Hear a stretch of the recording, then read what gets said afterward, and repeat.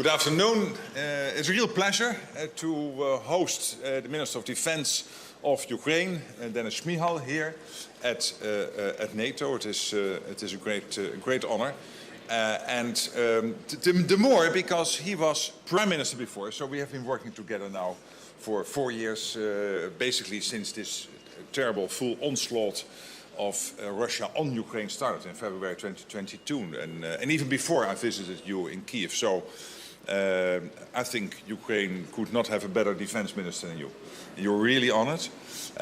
NATO clearly prioritizes to keep Ukraine in the fight as strong as possible today, making sure that all allies, but also outside NATO, our partners, give to Ukraine whatever they can to make sure that you have what you need, both in lethal and non-lethal air defense systems, etc., etc. And of course, recently we had the good news from the US that they decided to again supply to Ukraine all the military gear, the military kit, only the US is able to provide. And there is no alternative. This is a so-called Pearl initiative. And today, we started basically the day with 6 allies committing to Pearl, the original 6, so there was the Netherlands and Germany, Canada, and then Sweden, Norway, and Denmark. But coming out of today's meeting, we have over half of all allies, so more than 16, 17 allies now committing to Pearl. But of course, we also still make sure that the Czech ammunition initiative is strong, that we have the initiative which started with Lithuania and Denmark to invest in defense industrial base in Ukraine, to keep that going. And of course, all the bilateral support. And we just had a very successful meeting under the leadership of John Healey of the United Kingdom and Boris Pistorius of Germany of the UDCG, the Ukraine Defense Contact Group. And we had 19 countries speaking, and all of them announcing what they will supply to Ukraine, sometimes through Pearl, other initiatives, but in many cases also bilateral. So I think there was a very, very good day, but still a lot to do, because we have to get you through winter. We have to make clear to Putin that he can never win this, and that we will keep on supporting you. And I think that's the clear message coming out of today. So again, thank you for being here. Thank you. Thank you so much, dear Secretary General, dear Mark, my dear friend, so distinguished colleagues. Today we have really very good meeting, another one, 31st UDCG meeting. All the partners were here. Thank you so much to Secretary General for hosting this meeting. Co-chairs, Germany and United Kingdom organized this meeting in very good way, so all the partners were prepared. We announced many good things for Ukraine. Today we also discussed how the pool project initiated by Secretary General moves. It moves very good. We have no other way to work through the pool project because the main quantity of the all air defense missiles, interceptors are supplied by United States to Europe. So now European allies, European member states pay for this supply to Ukraine. It let us survive. We are preparing to the very tough, very difficult winter. We understand that Putin will continue his terror, will continue destroy our energy objects, our civilian infrastructure. So we need more interceptors, and actually today it was the main pillar of our attention. We need to produce Ukrainian drones to create kill zone, to create a wall of drones there in Ukraine, and then make such like multiplication of this on the east flank of NATO, east flank of Europe. So we also discussed today this opportunity. We also are concentrated on other topics. So the main is interceptor drones, FPV drones for frontline, artillery munitions, but long range distance. We also urge our partners to take a look on the stocks for this kind of munition. Frontline now is more or less stabilized. So we informed partners about the situation, how everything moves on the front line. We also continue our cooperation on the more coordinated format. We ask NATO to participate in the coordination together with United Kingdom, together with Germany. So I believe that we will have very good results after this meeting. We are planning next meeting. We make some goals for ourselves. What should we reach to the next meeting? So once again, thank you, Secretary General, dear Mark. Thank you, all the partners, for this support. Thank you. Thank you so much, dear friend. And let's stay focused on all of this. Thank you. Thank you.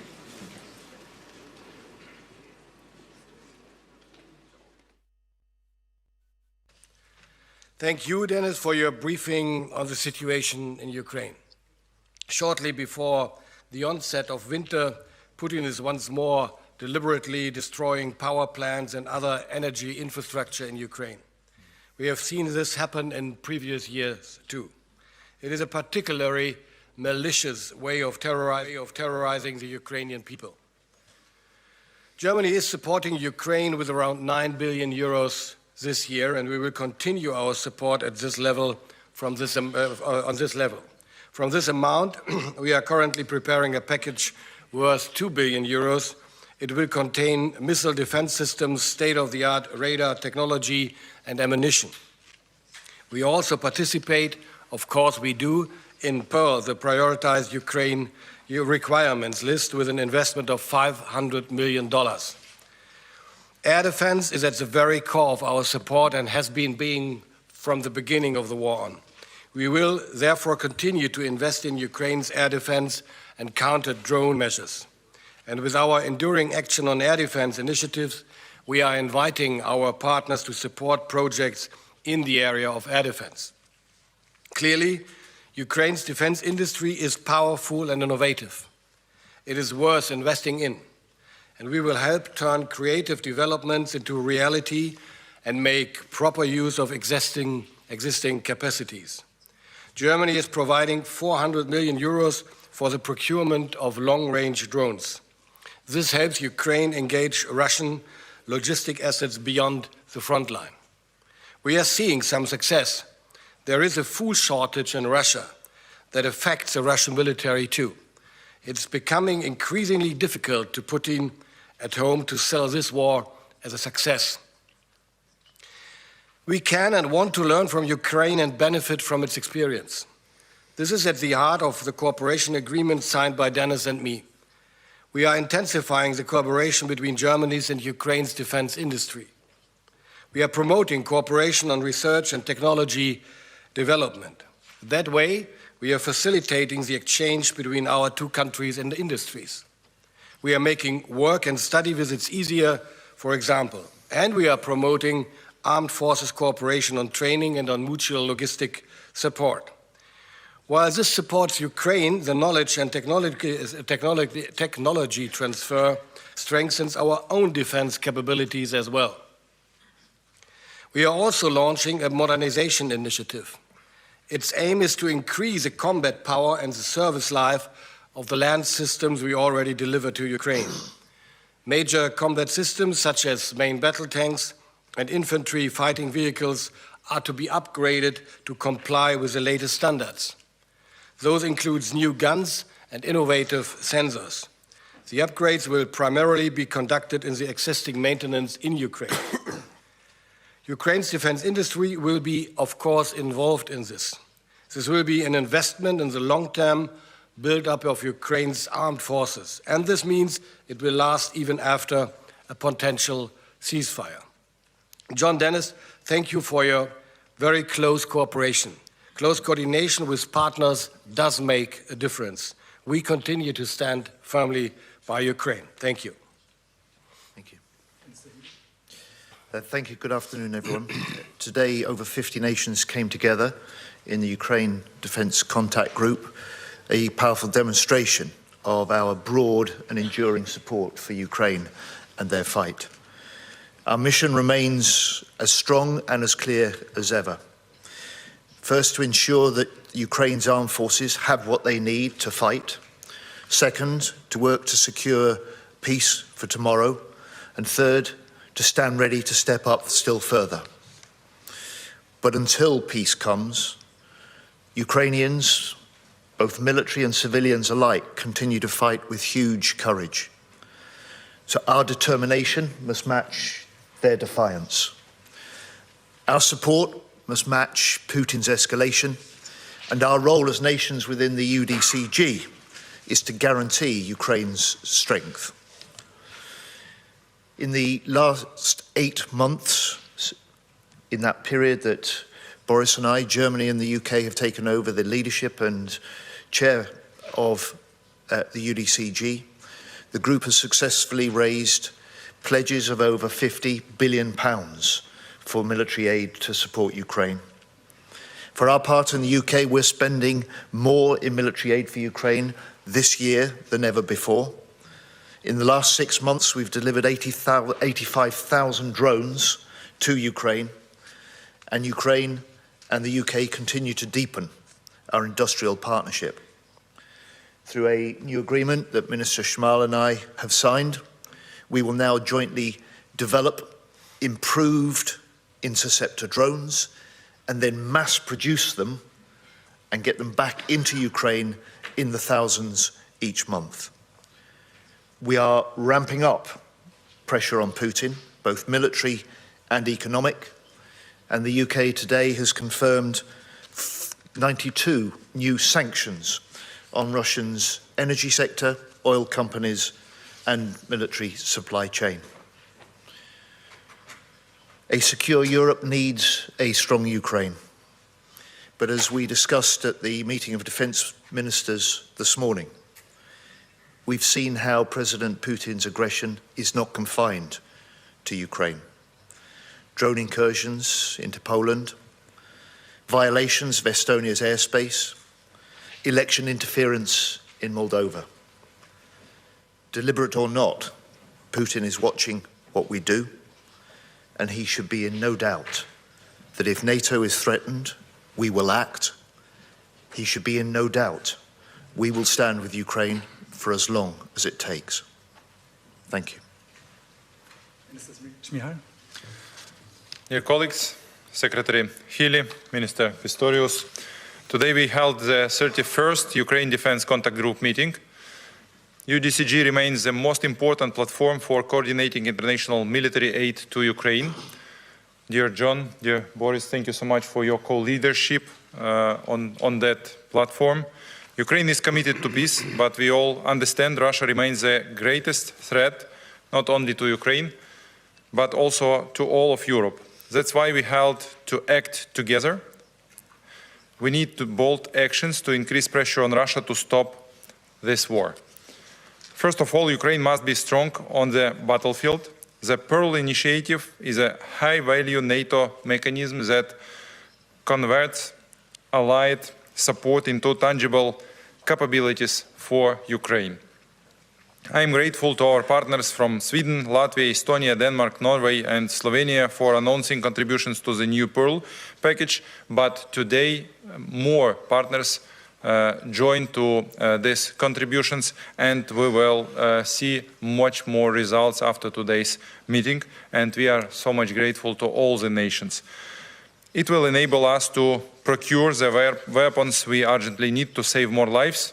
That includes Patriot systems and other critical US equipment. Ukraine also counts on continued coordination and financing from our partners to ensure timely deliveries through Pearl in 2025. Our next priority is Ukraine's defense industry. In 2026, we will be able to build 20 million FPV, ISR and other drones if partners commit the necessary funding. There are cost-efficient, swift and combat-proven solutions. I want to thank the UK for our active cooperation in the field of interceptor drones and for providing, as Secretary Healey announced, 85,000 drones this year. Today we also signed an important memorandum with Germany to strengthen defense cooperation between our countries. Thank you, Minister Pistorius. These are concrete steps to repeal Russian aggression and build an effective arsenal of democracy. Another important point. Well, that there, Ukraine's defence minister alongside Germany's defence minister as well, and our defence secretary, John Healey, reiterating support. Territory of Poland. This initiative will strengthen Ukraine's defence capacity and help bring a just peace closer. During our discussion today, we also put special focus on Ukraine air defence needs. As the winter approaches, Russia is intensifying its brutal air attacks targeting our energy infrastructure. Last Friday, Russia struck Kyiv's main power plant with ballistic missiles, leaving half of the city without electricity. We are asking our partners to provide the so-called winter air defense package, a sufficient stock of interceptors to protect our civilian population and our civilian infrastructure.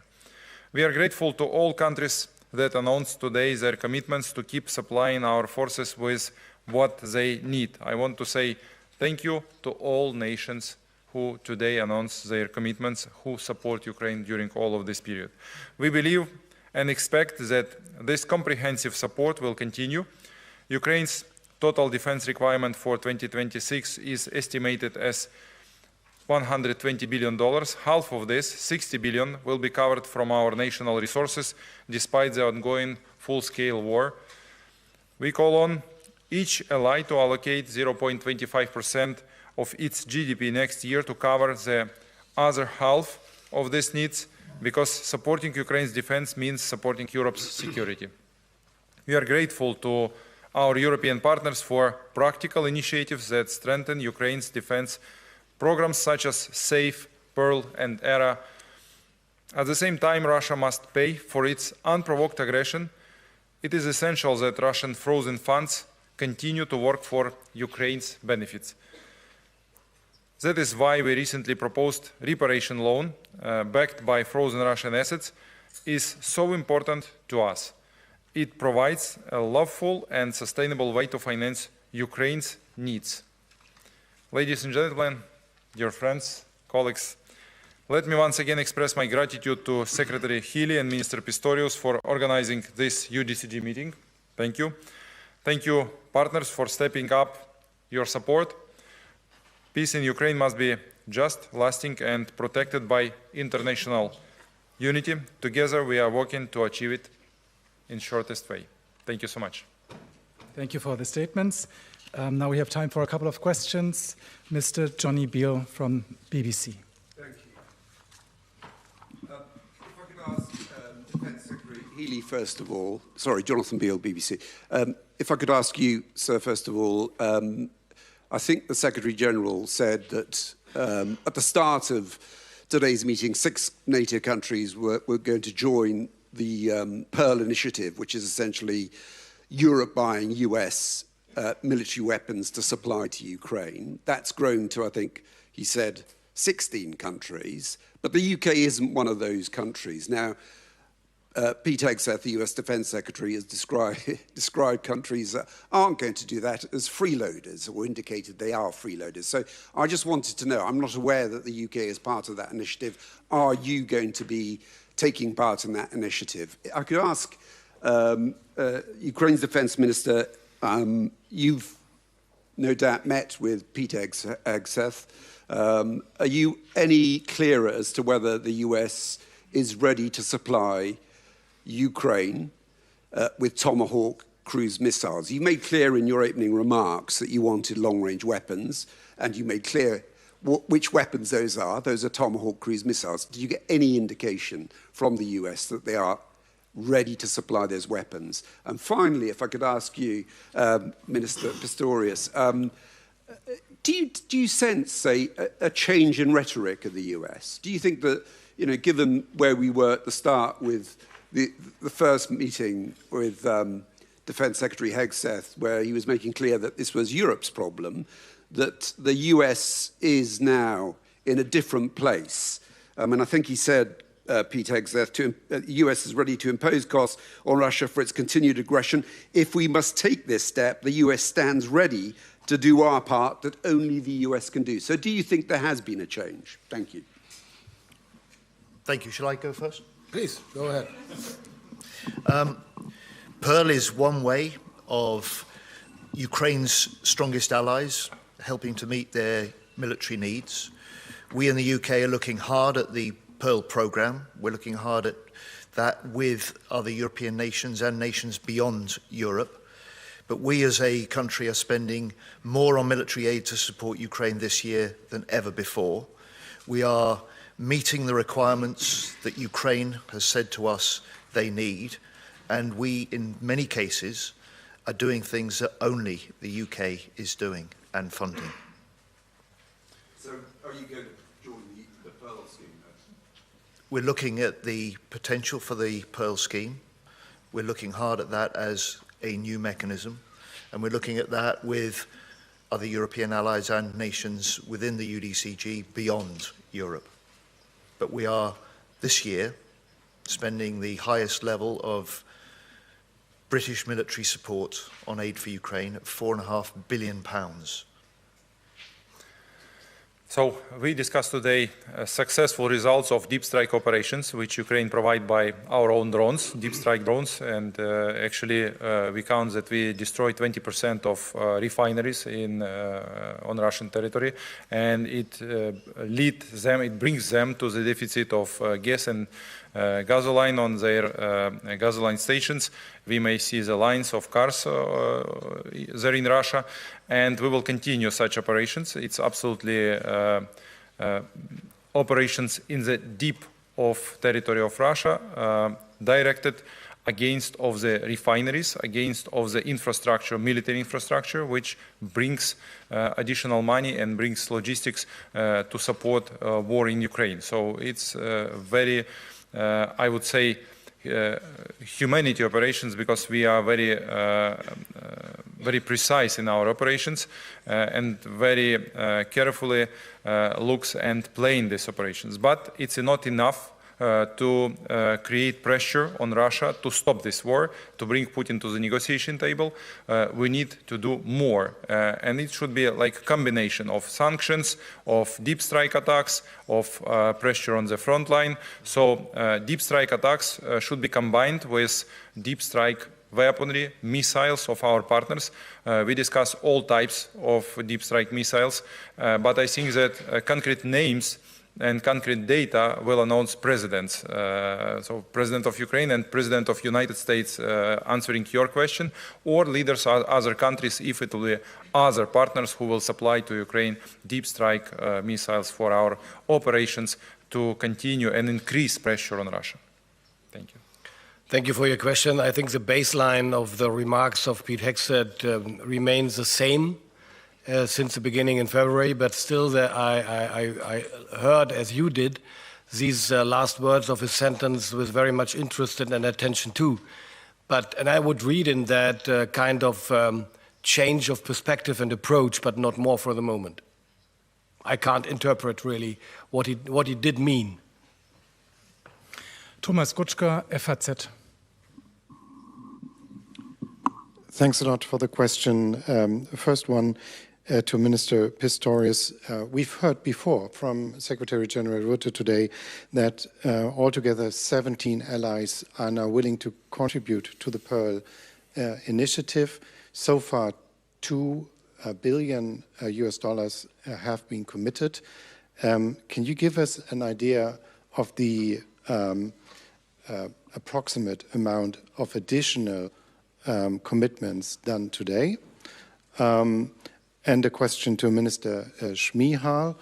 When you sum up your requirements and your priorities under this program, what is the overall scope, let's say, on the basis of 12 months? I've heard US Ambassador to NATO Whitaker say yesterday it's approximately 10 billion euros, but or US dollars certainly. I'd just like to check that with you. Thank you. If I understood it correctly, we are talking about 3 billion euros left to be booked by member states, by partners and allies from Pearl. I don't know more. I don't know a total amount about that. Until the end of the year. That's what I assumed this afternoon, John. Am I correct? Look, this is a new arrangement, and it's still bedding in with the details. I think you will be able to check that out with the Secretary General. He's keeping a very close eye on the commitments that are made.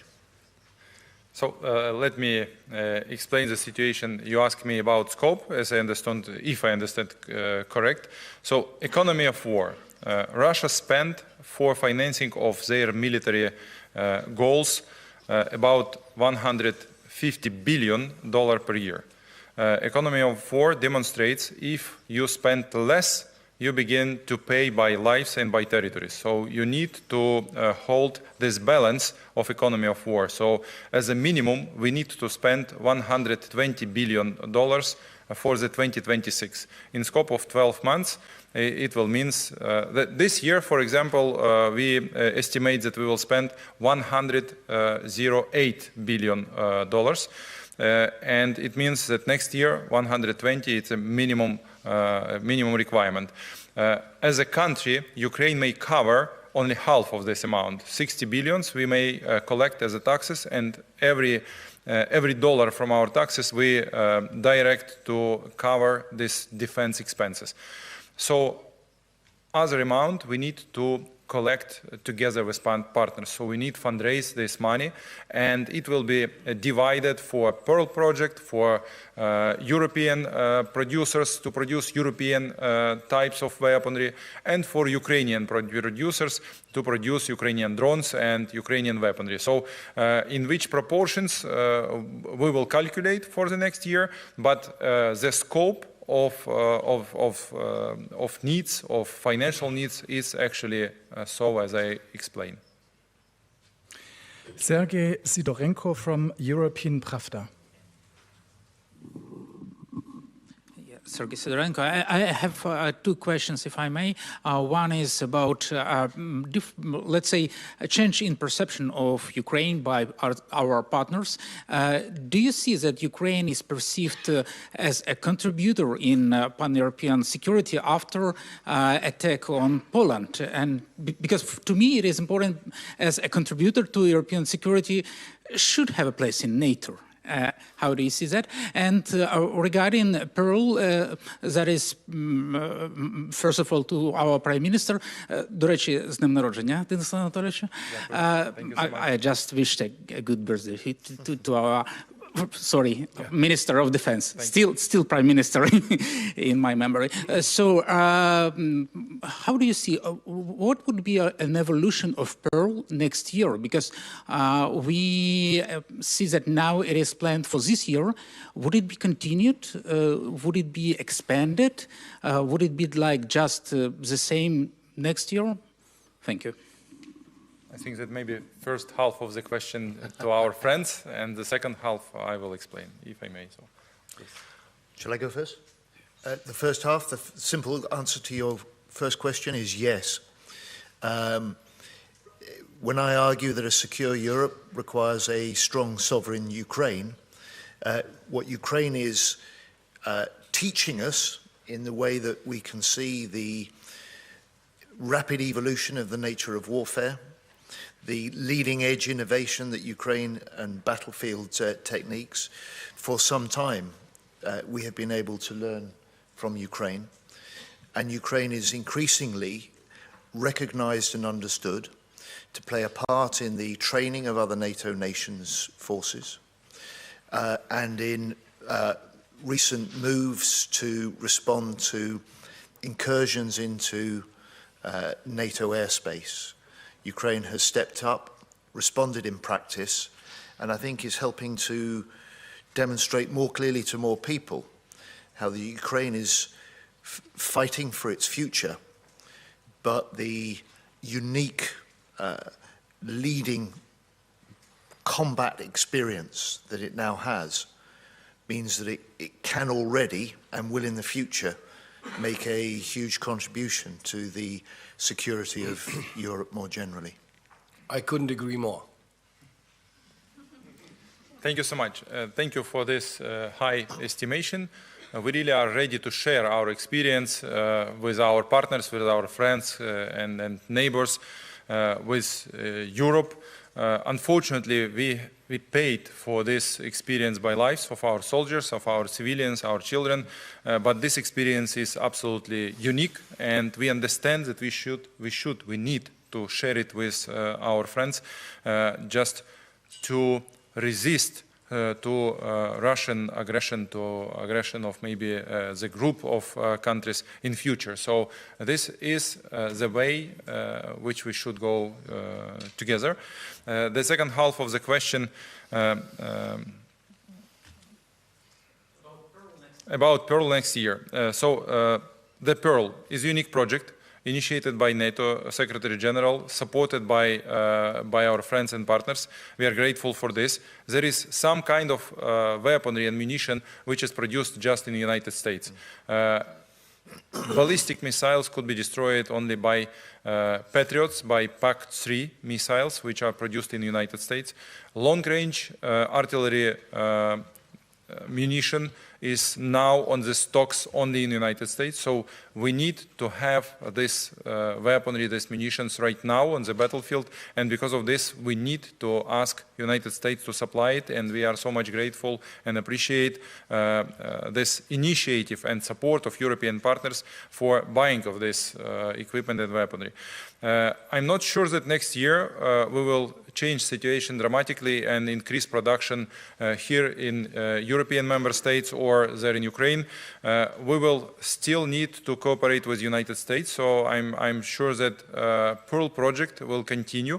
I believe that it will be modernized in so-named mega deal where we will very precisely, very clearly note and make list of weaponry which Ukraine needs in case of continuation of such scale of war. We will discuss this with our allies, together with our friends, with Europeans, and we will discuss this with United States. And I'm sure that on the level of our presidents, I mean President of Ukraine, President of United States, this agreement will be reached, and there will be everything what Ukraine needs. And then we will look for the sources, what will finance Ukraine, what will support to finance our partners, European Union, European nations, non-European allies. And then now we are discussing how may we use frozen Russian assets. So we understand that there should be three ways. If we use frozen Russian assets, there should be amount which will be directed for the European allies, some part for Ukrainian producers, and some part for co-financing of Pearl in continuation in mega deal version of the Pearl next year. So I think that's all what I can comment. I got a sign that time has run out, so we have only time for one last final question, and that goes to Dan Michaels from Wall Street Journal. Thank you. Dan Michaels, Wall Street Journal. Could each of you speak very briefly about the significance of the growing industrial production in Europe? For example, Secretary Healey, Britain is producing these Octopus interceptors. How important is this also for Ukraine to get the additional production, but also the know-how for Western Europe? Thank you.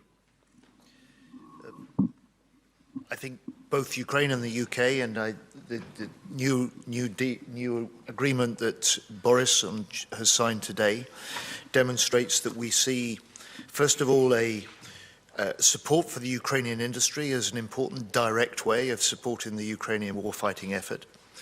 But this is also a way that we can combine, in the case of Octopus, it's a way of combining the innovation from Ukraine, the combat experience directly from the battlefield, with the modern design and mass manufacturing techniques that we can bring to bear from Great Britain. And in that way, we can supply at high volume the weaponry that Ukraine needs. We can also gear Ukrainian industry and Ukrainian companies to be able to service the Western market at the point of peace. And so that this is a way that we forge a closer relationship, but we also put the foundations in for the future beyond the fight for the point of peace? No, I fully agree. It's about creating a win-win situation. I mean, producing jointly, mutually in Germany, in UK, together with Ukraine defense industry is something we all benefit from. It is about using the experiences and learning from the experience of the Ukrainian armed forces and the Ukrainian defense industry on the battlefield, and all what they do learn there, we can learn by them. So this is just about creating more security for Europe in the years to come. So this is about a real cooperation for the future. Thank you so much. And two initiatives, built in Ukraine and built with Ukraine, which President of Ukraine initiated. So actually it means that in first case, built in Ukraine, means that you may immediately test everything on the testing fields, on the ground. Unfortunately, we have a war, and you may implement immediately all the innovations from the ground. This is one benefit from this approach. And built with Ukraine, it means that conditions are absolutely more secure in our partner states. We may produce all needed volumes. It differentiates the risks that Russians will destroy something on the Ukrainian territory, production facilities, I mean. And it means that we together will implement innovations which partners has. As Secretary Healey explained, we may modernize our interceptor drones with new technologies and also increase the capacity of this type of interceptors and weaponry. For example, there are different directions where we may cooperate. And we have different examples. We have German companies which are ready to invest and are investing there in Ukraine for repairment facilities, for production facilities. We also have very good examples when Ukrainian producers go to the European countries, there on the European continent, for production of weaponry in more secure conditions. So both approaches has benefits, and we implement both approaches. Thank you very much for being here. Just a second. I just realized that we didn't give a female journalist the opportunity for a question, so maybe we should do that. So, do you want to ask your question? The microphone is coming. Yeah, hello, my name is Katrina. I'm from Kyiv Post. Tell me, please, what are the 3K needs for Ukrainian armed forces today that was discussed after today's meeting, and how our partners react on this request? Thank you. So, three main priorities: FPV drones for the front line, and FPV ISR drones to hold the front line. This is number one priority. It's existential priority. The second priority is interceptors, drones and missiles. We ask partners for finances for producing of the drone interceptors, and Secretary Healey announced that we will produce one of the type of these interceptors together, and plus missiles to intercept ballistic missiles, cruise missiles. So we ask it from partners from Europe and from United States. And the third priority is a deep strike. And again, finances for the production of the Ukrainian deep strike drones.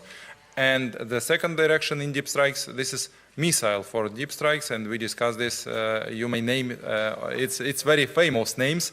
We ask for all of this, and why we ask this? For precise, more massive hits on Russian military infrastructure and on Russian refineries, just to continue pressure on them. So this is three main priorities which are absolutely natural, and we discuss this with our partners, and we are grateful partners.